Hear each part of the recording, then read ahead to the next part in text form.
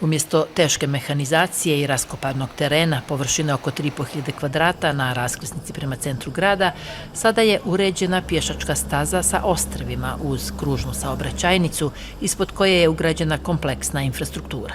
Početak je to kapitalnog projekta izgradnje bulevara kroz Tivat, na kojem su još 2 kružna toka u završnoj fazi.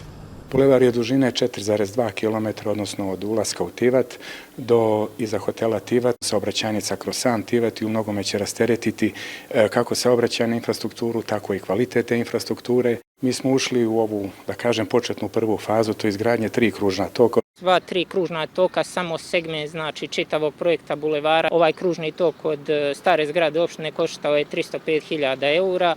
U situaciji u kojoj se teško obezbjeđuje materijal i radna snaga, dodatni problem na gradilištu kružnog toka u Gradiošnici prema aerodromu je izmještanje visokokilovoltnih vodova za koje su potrebni dodatni elaborati i sredstva.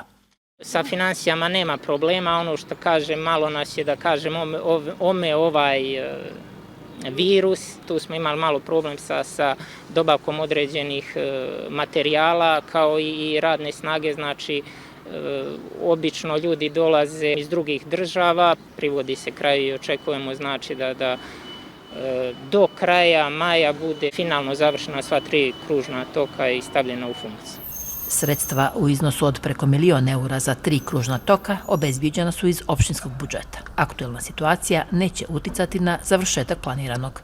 Uvijek imamo, što bi se reklo, alternativni plan B, ali naša neka projekcija jeste da je ova pandemija uz našu disciplinu i uz našu odgovornost, mislim da će ovo biti prošlost i da od septembra mjesec će krenuti nastavak bulevara, odnosno povezivanje kružnih tokova.